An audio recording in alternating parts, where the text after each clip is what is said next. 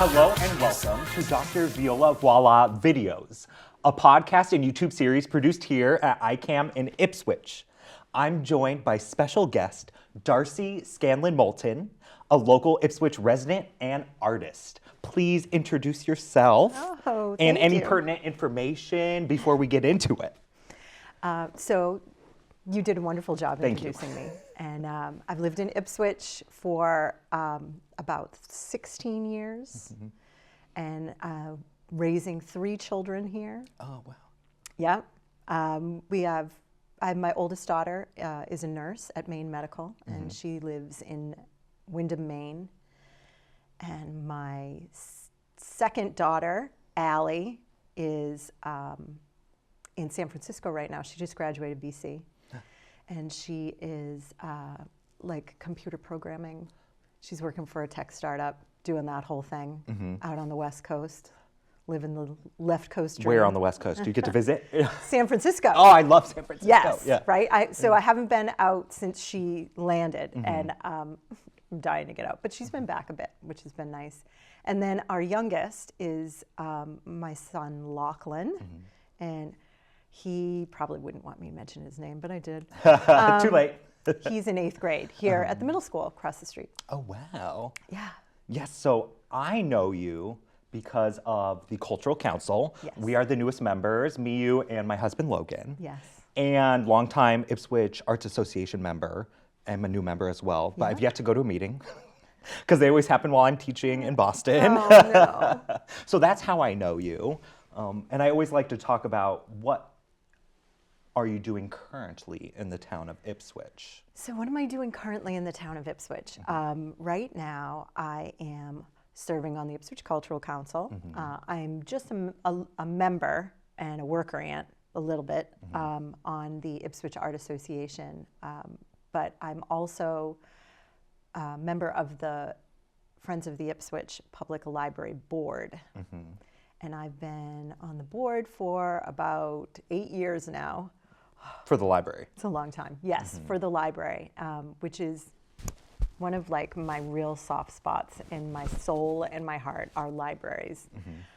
So a lot of people don't realize what a really exceptional library we have here in Ipswich. It's one of the oldest in the country. Oh, I didn't even know that. Yes. And we recently had a big anniversary party for it.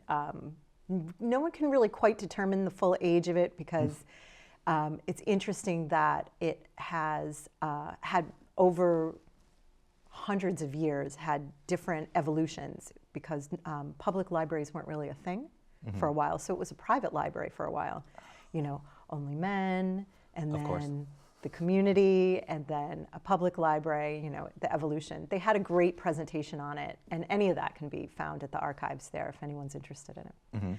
But I love working for the library. It's my little heart seed. And as a visual artist, do you have a physical space, or is it all online and curated and sent all over for people to come see your? So my artwork is, you can find my artwork on my website, which is hemlockend.com. We'll put a little link here. That would be great. And of course, on the gram, on Instagram, also I'm Hemlock End there. And most of my work revolves around contemporary landscape in very limited palettes. I'm in a big charcoal phase right now. I've worked in pastels and acrylics and ink, graphite, all those over the years, but I tend to lean very monochromatic realism in kind of dark themes. I was curious about that, because I went to your website and I don't know, this like immediate like mood washed over me because of how you've both curated your website and your Instagram. Like it is all very a mood or a vibe. Really? It's totally accidental. Really? I do not curate. I mean, I try, obviously the website, you try to make look a little professional, but no, the Instagram is just trying to remember to put stuff up. It's hard though, right? Nobody wants to be online right now. Yeah. But you're the kind of content I want to see. Right. Art and local art. And we're trying to, you know, sit here and make our little art in the corner. I've had many people come up to me at exhibitions and often comment that my artwork is very dark and say things like, oh, who would even want to draw a dead bird? But I think that it's important to recognize that we live in a dark time. You know, not a terribly dark time. You know, I like to think of, you know, Bill Nye the Science Guy, right? Oh, yeah. So he had this great podcast for adults. Someone called in and asked him what would be the best time period or the worst time period to ever live in. Just with, you know, the way things were in the world in 2020, this is when the question was asked. And he said, honestly, if you look at all the data of economic, health, all education systems, this is one of the best times to be alive. I've heard that too, yeah. So I think that we get overwhelmed with the information that gets dropped on us digitally, and that we feed ourselves, you know? So trying to teach children who grow up in this digital age is really hard. You got to let it go. You got to turn it off, and you got to walk away. Yes. I mean, because even my husband is addicted, right? Who's not? To like doom scrolling late at night? Yes. I literally started making, like, what do the kids call them? Finstas, right? Yes. Fake Instagram accounts. Yes. And then having one that I could just fill with like fashion and gardening and cooking and beauty stuff. And it's just like, I can just scroll and look at all of my Korean skincare all night long and never see one political ad. Is that what you use your art one for? Yeah, you could just have that. Well, my art one used to be just art. Yes, art and culture. But because I'm an environmental artist, I think I also have a lot of like the Sierra Club and national parks and David Attenborough and all of those important things that I want to see. I was curious though, your connection to nature. So I would say that my connection to nature comes from my childhood. I grew up in North Beverly, and at the time, Beverly was, North Beverly and Centerville are parts of Beverly that are like on the Wenham line. And in the 70s, they were still a lot of farms and tree farms. The Johnson Tree Farm was there, and it was just, I grew up in the woods.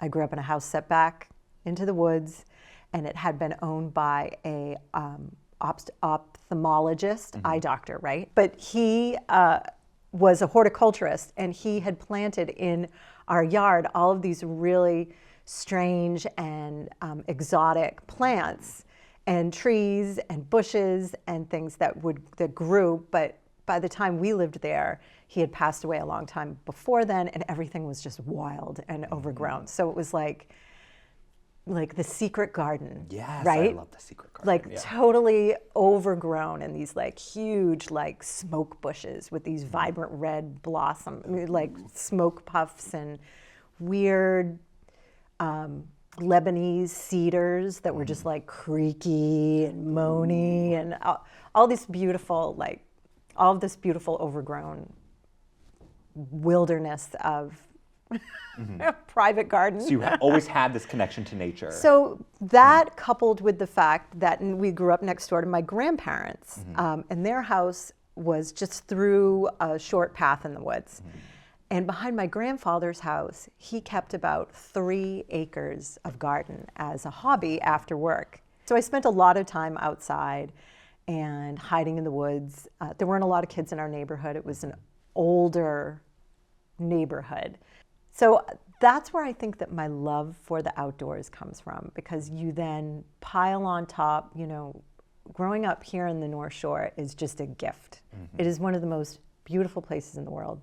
And having traveled all over the world now, I know that, just because someone who lives here says this is the most beautiful place in the world, it really is. To be able to have like the forest and the mountains and the ocean all in such close proximity. And what an ocean that we have here too. I mean, it's not your calm blues of the Caribbean or anything, but I mean, the Atlantic and the granite shores, there's a wildness that I think when you grow up with it, you never, it's part of your soul and you can't escape it. And It's what drew me to this area from Arizona too, because like growing up, we had the technology. My dad was in computer tech, but I was also a Boy Scout and he was a Boy Scout. So like every weekend we would go up north Arizona into the wilderness without any technology. So similarly, I spent my childhood like all alone in the forest. So I relate to that. a lot of that shaped my connection with nature, right? So because it's just part of where I grew up. That was the safety. So when someone says that your art is like dark and morbid looking, how would you describe it to them? Because that's not what I feel when I look at it. Well, I think that it doesn't really matter to me because the whole point of art is to evoke a reaction. And whatever that reaction is valid. It has nothing to do with, when I draw, I usually am taking imagery that sucks me in. And I want to make it come alive on the page. And I'm listening to either incredibly sad or incredibly angry music. Ooh, I love that. And are you physically in the woods too while you're doing it? Well, I mean, I'm in my house and Yeah. I kind of look out across the marsh. We have freshwater marsh all in our backyard. And so I'm surrounded by it, yes.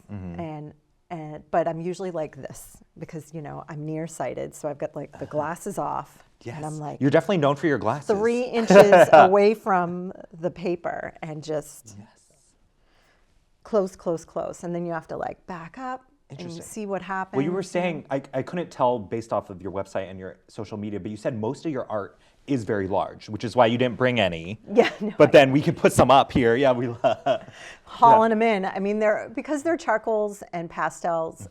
They're all under glass. Yeah. To protect it. Right. Yeah. Which makes it heavy, cumbersome to move around. But I do have a few pieces that are going to be in an exhibition called Women of a Certain Age. Ooh. That's of a certain age. Yeah. Yeah. What's the age that they said that? Well, it Like, was originally interesting. 50 plus, but I think that she had a hard time which I was like, you're kidding me. I feel like everybody is an old lady artist. I feel like you could just call it like distinguished women. Art by design. Well, it's up at Alchemy in Amesbury. Okay, yeah. And So you have art there currently? Yes. Okay. So Yeah. go visit Alchemy Yeah. up in Amesbury? Yeah. Alchemy up in Amesbury. It's a beautiful art shop. And they also have a separate space where they do classes and everything. And Deb, who owns it, is a lovely human. I'm also going to be working, not working, but like drawing at the Slow River Studio in Topsfield. Their sketchathon is tomorrow, which is open to everybody. And they do these a couple times a year. Okay, and sketchathon. Okay. Yes, and they just invite the general public to come. It's a lovely little, for a good cause, sketch drawings, and then people can come and buy them. Oh, and it's really a nice opportunity if you like art to show up and pick up art by an artist that you probably wouldn't usually be able to afford because each of the little sketches only costs like $20 or $30. Oh, wow. And they're all the same size? Roughly, yeah. Okay, yeah. But they're all like smaller and Oh, wow. unframed. And I go and I do usually 3, 4. I love that. Yeah, and then hang them up. Do you make money from it? No, I don't make any Okay, money. that's what I figured. This is for the studio and whatever cause they have going on at the time. Cool. Yeah. What's But- the name of the studio again? Slow River Studio. Slow River, It's okay. in downtown Topsfield. It's such an amazing place. Cynthia August, who's on the Cultural Council and the Ipswich Art Association, is a big fan of everything that they do too. In fact, I found out about them through her. Okay. And Jess is the name of the delightful woman who runs Slow River Studio. All of their teachers are fantastic. They're just amazing humans. Like in one space, so many brilliant, creative, open, amazing people. Like there's a lot of great art around here. There's a lot of great things around here. And I hope that shows like yours will help people tap into it. Yeah.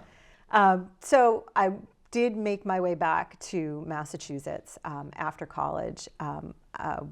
I had studied mathematics. Wow. At the equestrian school? Yeah. Oh, so you have to pick another field? I had a math scholarship. Interesting. I love that. Well, you know what? I had a lot of artists in the family. I was a fourth generation artist, and when it came time to pick college or to go to college, my grandmother just looked me in the eye over her Benson and Hedges and her cup of coffee, and she said, "The last thing this family needs is another starving artist." Really? And that persuaded you? Yeah. I was like, well, it was a lot of pressure all the way around. Yeah. To not go to art school, which is something that I regret. It's never too late. Right. Yeah. I agree. And I actually thought about doing that. And I have a good friend who kind of is the foundation of my current practice, who is an art professor out in San Diego. And she and her husband are both incredible art professionals and movers and shakers in San Diego. And she said to me, "Do not go back to school. Oh, really? You do not need that." Yeah, just a piece of paper, right? Yeah, she was like, "No, what you need to do is hone your practice." And that's really what I did. She did send me a whole bunch of books, though, about scheduling.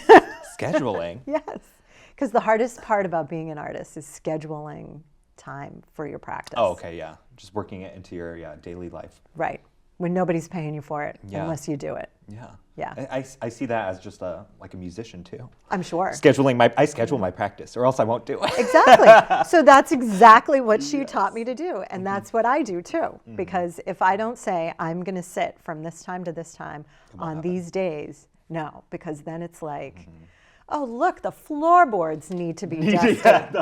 Or I could wash all of the guest room sheets right now. Which is the most asinine and inane things, but it's kind of like anything to perpetuate procrastination. It is a curse, procrastination. So then maybe to round this out, you have so many things coming at you from your childhood to like inspirations and like your background. Well, I guess we can round it out easy. I went to college in Virginia, women's college, Randolph-Macon Women's College. And then I got my foot in the door at the Boston Phoenix. Yes. Tell us more. Oh my God. So when I first went to work at the Phoenix, the position that I applied for was marketing, but they didn't have an opening. So they put me in a department called traffic, which is like in between the sales department and the editorial department, and it feeds it all in and it builds the paper. Yeah. So you're like calling people? No, I didn't have to call anyone. No, everyone came to me. I was in the middle, so all the salespeople would bring me their ads. So you're like feeding all the ads. Yeah, and the I'm building the paper. With the art design department too. I was not in art design, but there was a lot of layout and I used Pages or whatever it was. So I was doing that for about a year when I used to write really quirky and goofy emails out to everyone. And one of the senior editors at Stuff magazine had seen it and after emails? Work one day. She had seen one of my emails. Oh, emails about what? Just about like, give me your shit, I need it, or it's not going in the paper. If you want to be published this week. Yes. It was that kind of stuff. But I mean, I wish I knew which one she read. But she read it, and it was after work one day, and she was known to have quite a few cocktails, but she was also very like fabulous and cool. And she was like, Nancy was her name. What was her last name? Nancy Gaines? Nancy Gaines? That's a name. That's an old Boston editorial name, Nancy Gaines. And she was like, you're the one in traffic who's hysterical. I want you to write for me. I need someone who can write about makeup. And I was like, oh, no problem. I can do that. She had just lost the other writer that they had as a beauty editor. And so I started writing for her, and she loved it, and it took off. And they got huge feedback from it, and all of a sudden ad inventory was rolling in because of the articles. And that's how I accidentally became a writer and editor. So cool. Yeah, I was curious. And then I covered nightlife, and I covered all kinds of different things, and I actually even did some TV work for Chronicle for the Phoenix. So I would take, there's some crazy bad ones out there that I don't ever want to see videos of. That, Such as? as the night gets on and you get more intoxicated Yes. and you're still trying to talk to a camera. But it was, they were fun times. I met some of the most brilliant people that I will ever meet, I feel as though, working at the Phoenix. I mean, people who have gone on to do really amazing work still. And it was a hard place to work, though. Worked for peanuts. Nobody, there's no money in writing, in journalism. But it was a great time. And then I didn't want to be in the city anymore. Did you meet your husband then, or? No, I actually was married, and I got married for about a year, 2 years, when I was in Boston, at the end of my time in Boston. But due to unfortunate circumstances, that marriage did not work out, and I came back home, and I was living in a little apartment in a gay couple's garage. Oh wow, like above it? In Beverly, yeah. It was totally like it was one of their mothers, and she had passed away, and now I was living in it. And it was a little creepy, and it was a little like Nana urine, but but it was walking distance to the train because I was still working in Boston, and I was in a really dark place, in a sad place, because I was in my mid-30s, and I was alone, and I had always hoped for a family. And then one night I was in a bar in downtown Beverly, a little too intoxicated, on a Thursday night at 7. And I sat down in a bar next to a gentleman who was also alone and in a similar, somewhat intoxicated state. And he's my husband now. And when I met him, his wife had recently passed away and left him with 2 little girls who were in kindergarten and 3rd grade. Oh, wow. Yeah, and I was like, oh, well, at least you're not alone. And he said I was the first person he had felt bad for in months. And then the rest is history? The rest really is history, because we put in the offer on the house in Ipswich about 8 months later. Oh my goodness. Yeah. The 4 of us. The same house you're in now? Yeah, the same house we are Yeah. still in now. And 4 months later, we hopped on a plane and went to Barcelona to visit a friend of mine who had just had a baby. And we just did all this traveling that summer. And when the time came around, we were like, let's get a house and move in together. Boom, boom, boom. We waited a little while to get married because I didn't want the girls to ever think that their father ran to another woman and, Well, they were so young, yeah. They were, but Allie was in kindergarten and Emma was in 3rd grade. And, they were the best things that ever happened to me. And then a few years later, we had Locke, so that's our whole little, that's the whole thing in a nutshell. Oh my goodness. And it was when we moved here that I restarted my practice. Art practice, yeah, because I left Boston and I left my job in order to focus on taking care of the girls because they needed a lot at the time. And we were moving them, uprooting them and planting them in Ipswich, though they loved it. And they both thrived here in Ipswich. And which is why, as my kids have grown up, I have rededicated myself back into the community through the Cultural Council Yeah, you're on all and the the boards library. now too. Yeah. Well, I just want to give back. Yes, you know, because this community became a home for us, and it's just a great place with wonderful people. I know, I've met so many people. That's why I wanted to join all the boards too. I was like, oh, I'm meeting all these people, and this community is amazing. It is, it really is. How can we keep this going and make it new and fresh? And which I always kind of end with this question, but like, what do you see as the future of like Ipswich, and what does that mean to you? Like just continuing what you've been doing? How do we increase the communication, or like how do we get the community more involved, or at least knowing about our events?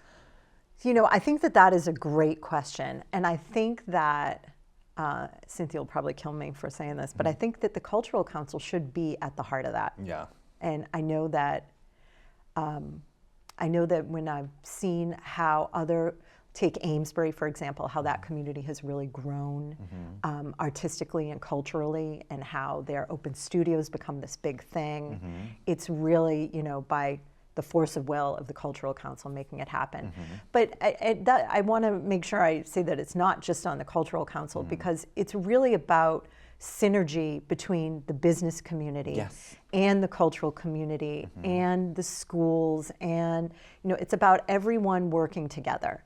And I don't know how it's always been in the past, but I see how it's happening more now.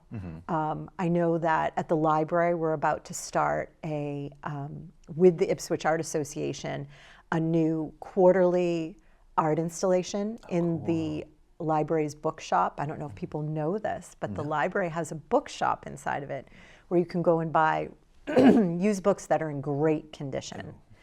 And all of those proceeds go right back into the library. And we're going to have a big exhibition that we're going to do quarterly. We're going to have an art opening for it in the library.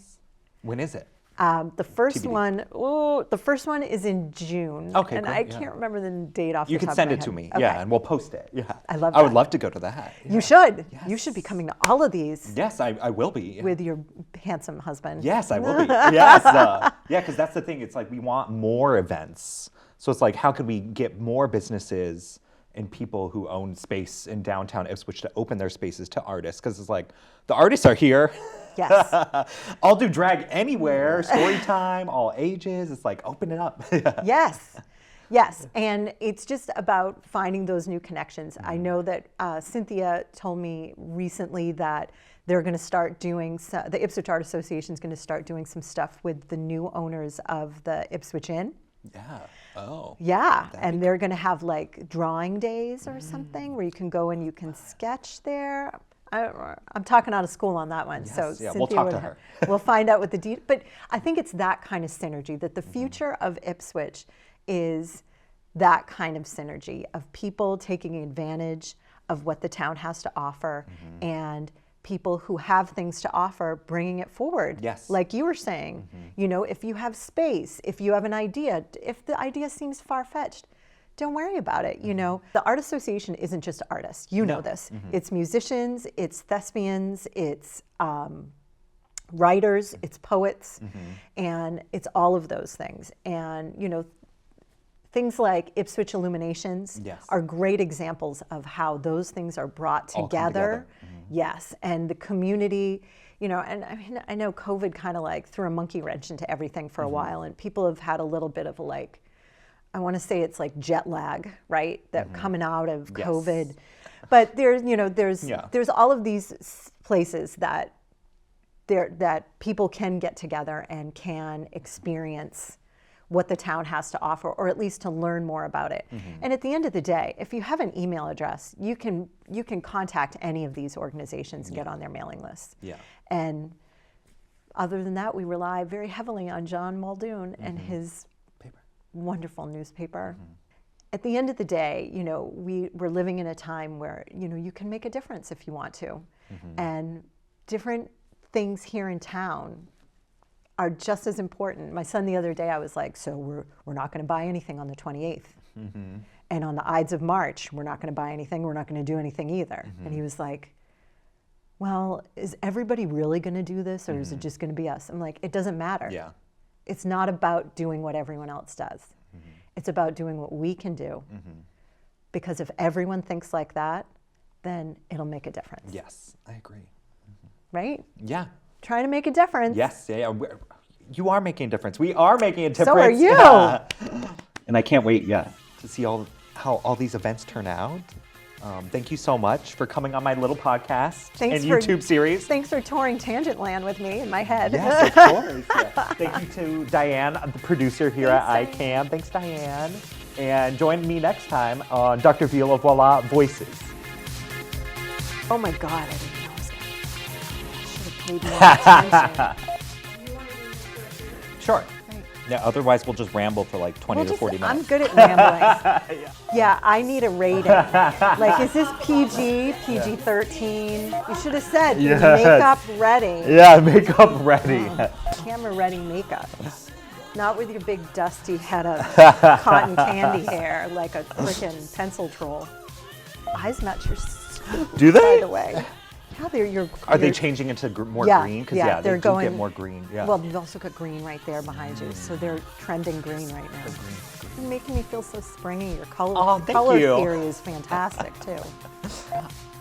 Darcy, Scanlon, Moulton. Yes. Perfect.